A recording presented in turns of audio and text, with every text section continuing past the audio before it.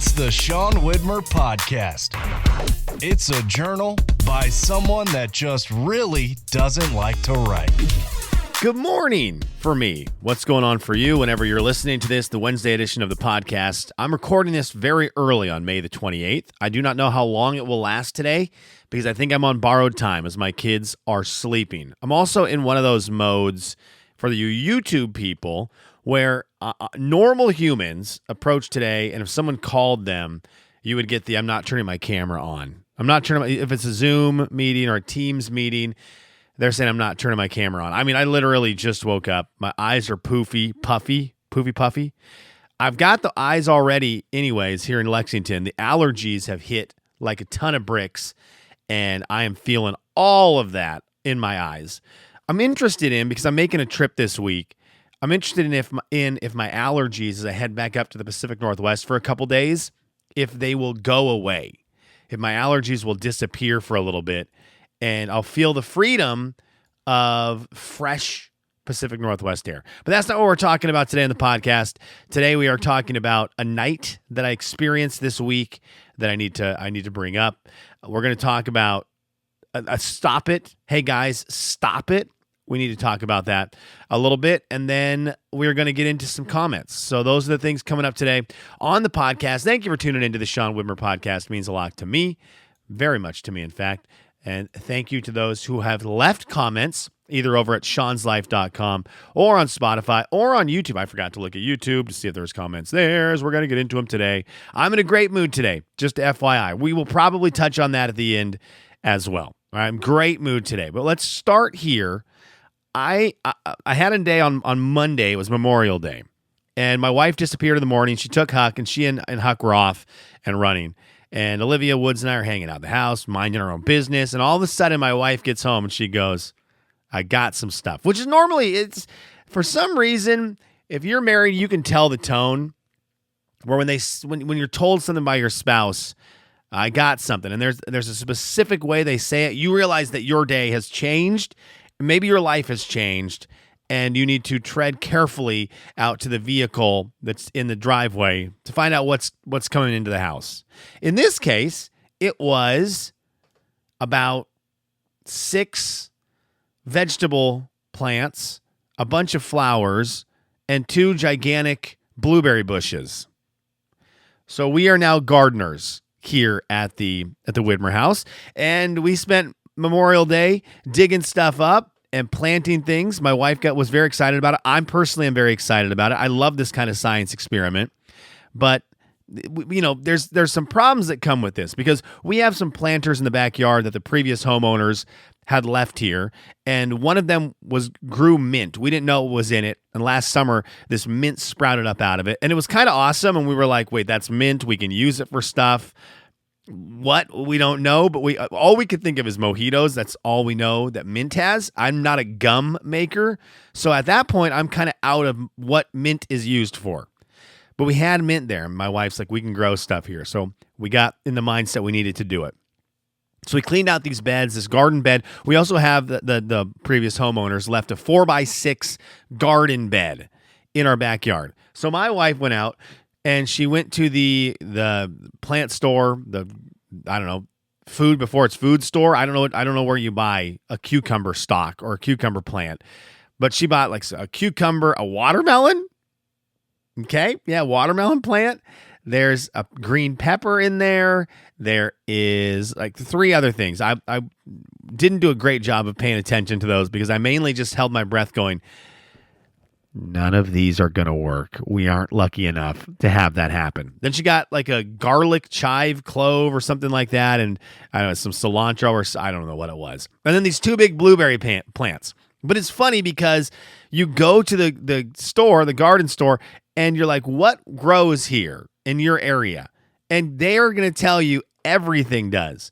Okay, so we plant all these things, and I'm just looking at them going, there's no way in the world this stuff is going to stick. Now, it has rained nonstop since we planted this stuff, so I'm imagining all of the stuff we've got planted and spent an entire day planting, an entire day off of work spent in the garden digging holes, mixing up dirt, mixing up compost, an entire day. And I'm assuming that everything is flooded out already. But my favorite part was these blueberry bushes. I'm like, okay, well, I guess we'll plant them into the ground. So Anna found a spot in the ground to plant them. I don't have any cool tools, so I'm trying to dig 2 gigantic holes. We did this later at night. At this point, we've spent the whole day planting everything else. This is late at night. It's pitch black outside. I'm trying to dig 2 holes for these blueberry plants. Got them in the ground, and I'm just looking at them going, there's no way these work. And I'm going to have 2 big dirt clumps in my backyard where there was grass. There's going to be dead spots for grass. There's going to be dirt permanently after this. And the reason I feel like this, again, the guys at the garden store, they tell you how it's going to go, and it's going to go well. And you come back and you follow the little instructions on these tiny little tabs that are attached to the plants. And you're like, okay, well, let's roll the dice. Then you go on YouTube and you type in planting a blueberry bush. And when the shortest video on how to plant a blueberry bush by, I think his name was the Plant Doctor, is 30 minutes long, you know you've bit off a little more than you can chew. And it included stuff to do to the earth to make the blueberry plants grow. It had things to sprinkle on top of the earth to have these blueberry plants grow, all the maintenance that it takes, the yield time for these things. And I'm like, we just planted 2 sticks into the ground. That's what's going to happen. We planted 2 sticks into the ground. There's 1 of 2 things is going to happen. They're either going to turn into sticks, or they're just going to overtake the entire backyard and never produce a single blueberry. But those are, I feel like, our 2 options. But it's, this is the way things go, especially for me. And I do need to give a shout out to some Instagram people. Real quick, I did want to say, if half of this garden stuff works, I'm going to be hyped. My grandpa, when I was growing up, he had a garden. And in his garden, he grew corn. He had raspberry bushes. He had rhubarb, which I think is just a weed. So shout out Gramps for that one. He had carrots. And he had other stuff. I forget what he had, but he had a garden in his backyard. That was awesome. And I remember when the corn would be ready to go, going to a barbecue at Gramps' house and having his fresh corn was always a huge hit. But my favorite thing was the carrots, because you'd go in the backyard, and as a little kid, when we'd be visiting the States, there's something really cool about begging for a snack from your grandma, and she's like, why don't you just go pull a carrot out of the ground and eat that? And you're like, yeah, I was thinking a cookie, but the way you sold that of go dig up a carrot out of the ground and just eat it right out of the ground as a 7-8-year-old boy, there's something real cool about that. So I love the idea of a garden. I've liked having it. My grandma, she's really great in her yard. She does a lot of plants. She does a lot of flowers. Her yard is always beautiful. So somewhere inside of me, deep down inside, I've got it from both my mom's side of the family and dad's side of the family. I'm meant to be with the earth, okay? And so there was something about Monday that really scratched an itch deep down inside to plant all these things. But the thing I wanted to give the shout out to for the Instagram people, I'm going to need some guys out there to stop with something. In fact, I saw a video yesterday pop up in my timeline. And when it pops up, when one of these kind of videos pops up on my timeline, I know they're showing up on my wife's, because the only reason I'm seeing videos like this are because, like, maybe my wife and I have talked about a house project, and I know her Instagram, her TikTok is just riddled with guys doing house projects, giving her all these great ideas for things we can do. I need you guys on social media to stop making things look easy. No one is impressed by it. Nobody. You are like, I don't know what you think you're doing. I saw a guy today. He took a big paint roller. He got a ton of paint on the roller. He did a W on one wall and then hit the corner and did a W on the other wall with a lot of paint. And then in about 30 seconds, he just rolled both of the walls and they were totally white.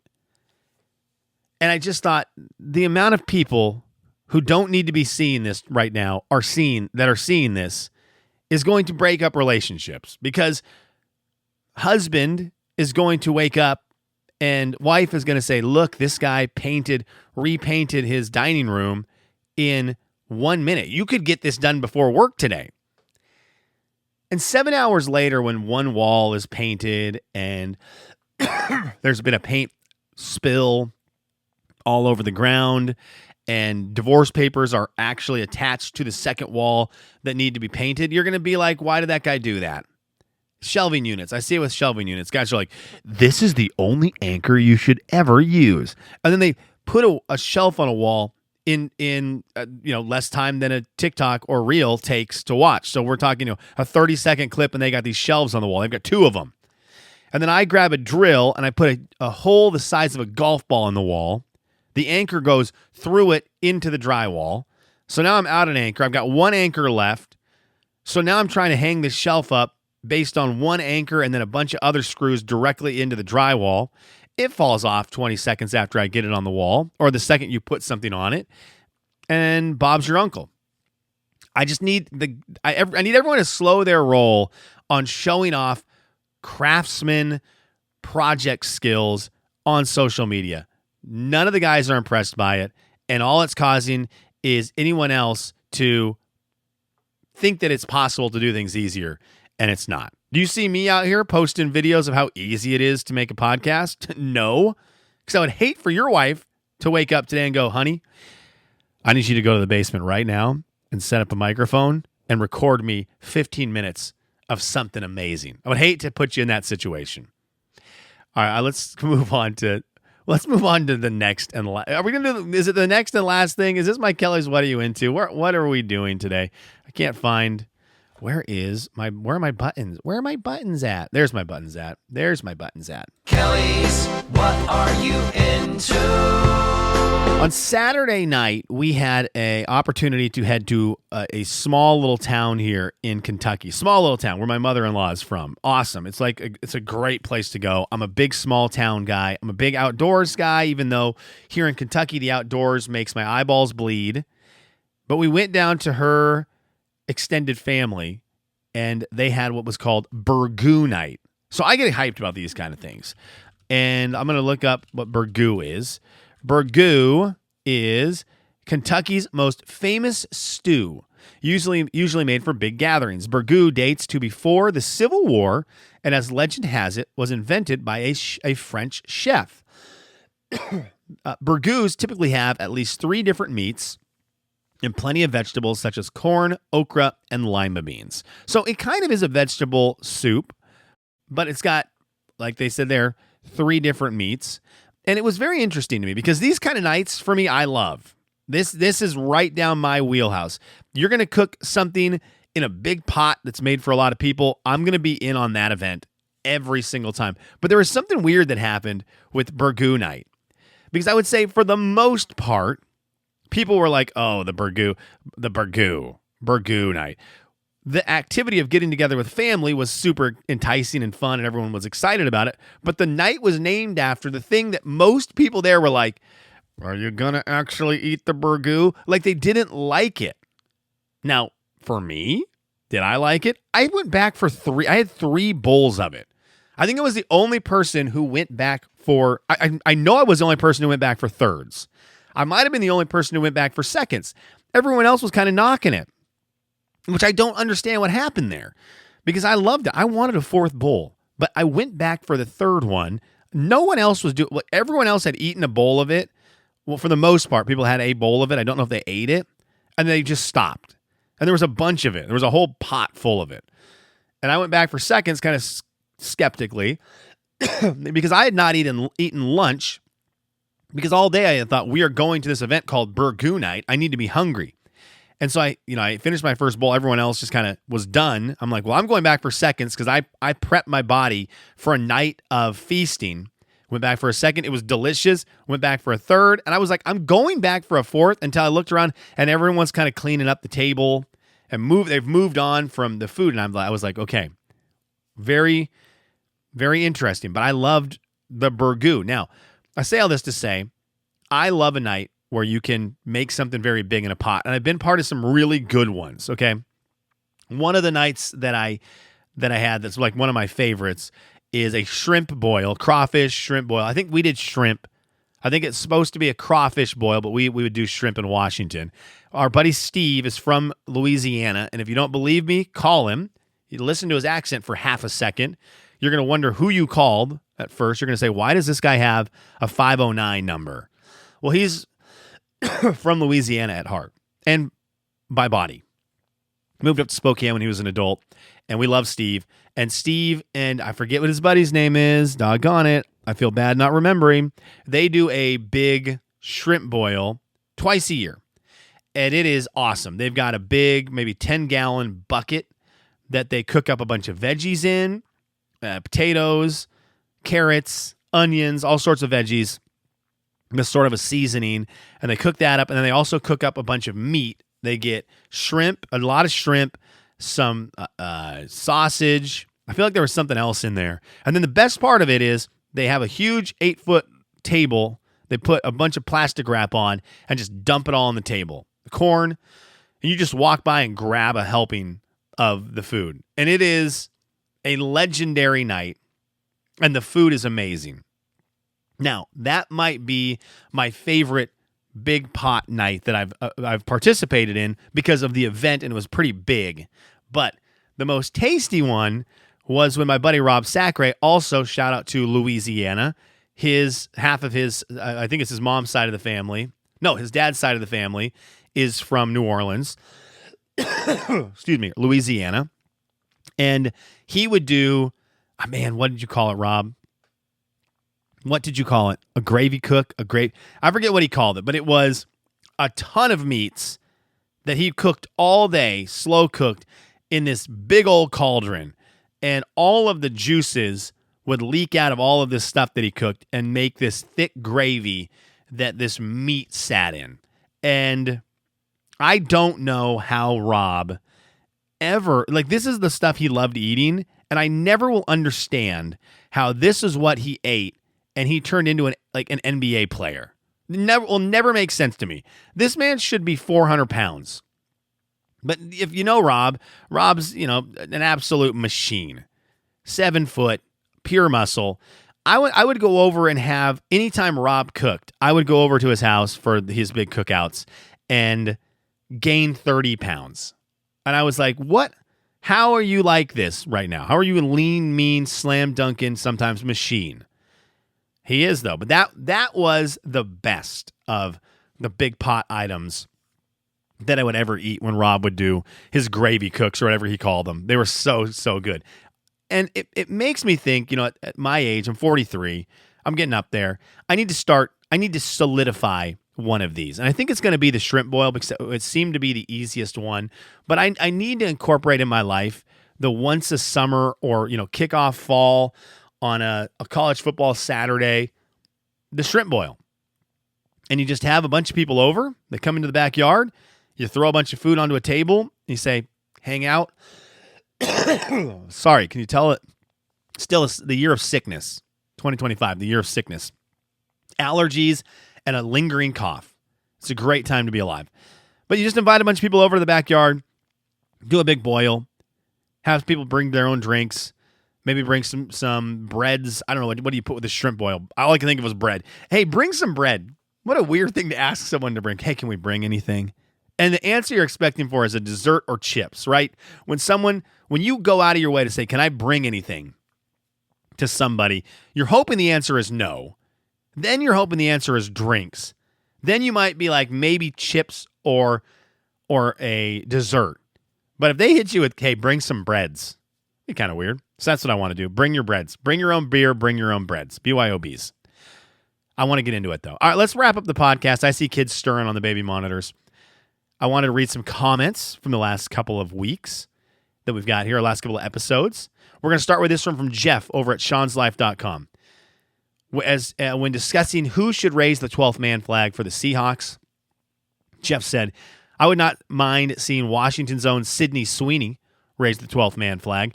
Not sure if she's a fan, but I am of her. I checked the list, made sure she hasn't done it. All right, there you go. I love it. Thank you for the winky face, Jeff. You're not going to get a complaint from me there. Spokane's very own Sydney Sweeney. In fact, if I'm the Seattle Seahawks, I'm monitoring her Instagram. What a job for somebody. Monitor her Instagram. And the second you see her with Seahawks gear on, you are reaching out to whoever you need to have her raise the 12th man. I mean, you need to do it anyways, but especially the second she wears any Seahawks gear, you are flying the Paul Allen PJ down to wherever she's at, and you are flying her up for a game and having her raise the 12th man flag. That is a great call, Jeff. Yvonne said this. Yvonne said, okay, two things from Yvonne. First of all, she said she still makes Kool-Aid. Her boys like a lot of sugar in it. Whoa. Still to this day. Haven't made it for a little bit. It's a summer drink. Need to get some now. My allergies, I'm ready to sneeze right now. You guys, this is called working through, playing through the pain. My eyes are swollen shut with allergies, but we're doing this. Yvonne also said this. When it comes to the burger list, top 25 burgers, I agree with what you said about the list for the best burger. They forgot Dick's and Zips, two Pacific Northwest Spokane staples, Dick's Hamburgers downtown, Zips, an Eastern Washington staple. I do believe that if everyone in the United States went to Zips and had a burger there, they would understand this is not just overblown. I don't think it's a top 10 chain burger of all time, but it's going to be really, really, really close. And if you have it even in your top 10 or top 5, I get it. Zips is great. I know they are mainly in the Pacific Northwest, but they should be on the list. Haven't heard half of the top 10. Yvonne, I'm with you. Hadn't heard of half of those things. Crazy. Ian said this. Islands was good pre-COVID. Like really stinking good. The only burger I crave more is Fuddruckers. And I know their seasoning recipe mix. I miss Habit's steak sandwiches. Okay, I'm going to try to go to a Habit's this weekend. FYI, Ian. And we're going to try to give it a whirl. I think Jeremy and I are going to try to go. I like In-N-Out fries, but for their overall flavor, can't stand the soggy feel. Why I order them well done. Coincidentally, Islands had similar fry, but a lot better texture and quality. I think. Thank Eno. You give Eno Island fries. There's no touching Eno. I don't know what Eno is. I-N-O. I don't know what that is. Oh, In-N-Out. Could have read that better. I don't know the cool lingo for In-N-Out. Let's read that. Let's try to read that part again. Coincidentally, Islands has similar fry, but a lot better texture and quality. I think thanks to In-N-Out, you give In-N-Out Island fries, and there's no touching In-N-Out. So if they had better fries, these Island fries, and the In-N-Out burger, they'd be runaway winner. Okay, I need to go back to In-N-Out and focus on the burger. Tell them to hold the fries. Sharon said this, how's Jovi? Ooh, the tough question. A weird question. Jovi, the dog, our dog, really bad. If you had asked me a month ago, I would have told you I don't think she's going to make it one more day. And somehow she's made it a month. And she's blind now. She's deaf. She's really slowed down. But suddenly in the last 2 days, so for the last month and a half at least, she hasn't been able to go up and down stairs. So I've just been carrying her around everywhere. Suddenly in the last 2 days, I found her in places in the house where I'm like, how did you get here? And then I was watching her and she's figured out the stairs again. So I don't know how Jovi is. I thought she was on death's door, and she's not in a great spot, but she's definitely not on death's door. So I don't really know how she is. But we're trying to enjoy having her around right now because we're at that stage where it's like you don't really know what's going to happen. And Roberta over on YouTube said this, loved the wave, Kool-Aid is the best, and let's go Chet. Chet Holmgren, going to be going to the NBA Finals, it looks like. My top feed on YouTube is some guy named Sean Widmer. Ever heard of him? That's hilarious. Well, you get a YouTube video today, Roberta, and this is a shout out to the people who don't want to go on video on Zoom, don't want to make a YouTube channel because they don't feel it. I'm about as disheveled as you can get here at 6:48 in the morning with my allergies swelling my eyes up, my nose running, my cough happening that I've had for 3 years. Get me to the Pacific Northwest this weekend so that I can get allergy-free and be cured of all of these allergy ailments that I'm dealing with. Get me up there. I did wave at the camera that one episode. Hi. I'm excited this weekend. I'm heading to the Pacific Northwest. I don't think there'll be a Friday podcast. I won't be here. I leave tomorrow, and I'm so excited. I'm meeting up with Johnny Boy, Judy, Jeremy, our buddy Jeremy Jelly, Jeromeo, John, Jeremy, and Andy. We're meeting up in Portland to go golfing. I'm not a big golfer, but man, the amount of excitement I have to see my buddies, I can't even wait. today we have a big event at my work that's going to require it's going to be a little stressful. I'm not even worried about it. I'm just like, get me through today. This event's going to go well. We're going to crush it. And then when I clock out today, pack my bags and get ready to leave tomorrow and head off to see the boys. It's going to be a huge time, big time. It's funny because this golf trip we started a couple years ago and have really enjoyed it. It's a very fun golf trip. But when I lived in Spokane and we did this golf trip, the entire time leading up to it, I was obviously excited to hang with Andy, Jeremy, and John. But part of my brain was like, look, I got to be good at the golf. And I can get really frustrated at golf. I can get out there, miss a couple shots. I feel like I'm more athletic than this. I should be better. I never practice, but I'm not looking to break par. I wanted to be below 100. And I just expected it because I understand the game. I watch enough golf. Like I said, I've played sports my entire life. I should be better. So I would get extremely frustrated, right? And I would go to Wildwood, the golf course we're going to go to most of the days, and I would shoot a 117. And I'd be so mad at the end of the round. I'd be so mad. I'm out with my boys having a big time, and I'd be pissed off.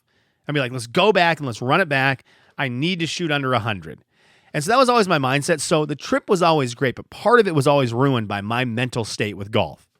I got to tell you what, I am in the best spot to go on a golf trip because if I shoot a 150, I don't even care. I just want to get some clubs in my hand. I haven't played golf since I was in Spokane, so almost 2 years ago. I want to just swing some golf clubs, maybe make contact with the ball, drink a bunch of beers with Jeremy, Andy, and John, tell a ton of stories, catch up on life, and be outside in the great Pacific Northwest where my allergies will go away and just have a time. So this is going to be a great trip because the golf to me, where I used to be stressed about it, I'm not at all. I'm just excited to hit a golf ball. I'm very hyped. It's going to be fun. If you have any recommendations around the Portland area for maybe food places that are a must go to, can you let us know? Can you let us know what is the must go to food place in the Portland area? And maybe one of the nights Friday or Saturday night, we'll hit it up. That'd be kind of cool. All right. Thank you for listening. I appreciate it. Have a great week.